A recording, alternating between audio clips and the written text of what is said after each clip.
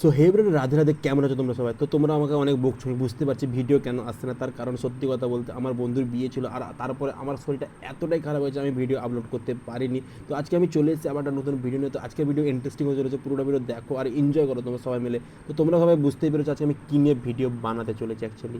তো সেদিন আমরা বন্ধুর বিয়ে থেকে জানতে পারলাম যে ভাই ঘরে বিয়ে করলে এত কিছু রিচুয়ালস মানতে হয়। তো সত্যি এর থেকে তো পালিয়ে বিয়ে করা অনেক ভালো। এটা আমরা যতই বলি, বাট ভাই ঘরে বিয়ে করাটা আনন্দটা একটা সেই লেভেলে। তো আজকে অনেক এনজয় আমরা করেছি, তোমাদেরকে আমি সব ভিডিওটা দেখাবো। তো এখন আমার বন্ধু যাচ্ছে বিয়ে করতে, বাড়ি থেকে বেরিয়ে যাচ্ছে, আর সামনে ছিল তাসাপা। তো রাস্তায় সেভাবে কোনো আর ক্লিপ নিতে পারিনি, তার কারণ পুরো রাস্তা অন্ধকার ছিল। তো চলো তোমাদেরকে আমি এখন নিয়ে যাই মন্দিরের সামনে। তো এখানে মন্দিরে আমরা পৌঁছে গেছি, আর সামনে পুরো ডান্স শুরু হয়ে গেছে সেই লেভেলে। আর সামনেই ছিল মন্দির, তো মেয়ের পক্ষ থেকে চলে এসেছিলো। তো এখানে এটা নাচ করতে করতে মন্দিরের সামনে এন্ট্রি করলো জাস্ট। আর এই মন্দিরে আজকে আমার বন্ধুর বিয়ে হতে চলেছে। তো আমাদের এখানে একটা রিচুয়ালস মানা হয়, যেটা বরকে এখানে শরবত খাওয়াতে হতো। 6-7টা শরবত থাকে, যেখানে অনেক কিছু মেশানো থাকে, তার মধ্যে থেকে একটা চুজ করে খেতে হবে। আর সেটাই এখানে হচ্ছিল। তারপরে এখানে তো পুরো চিৎকার হয়ে গেছিলো, তার কারণ সবাই রেগে গেছিলো।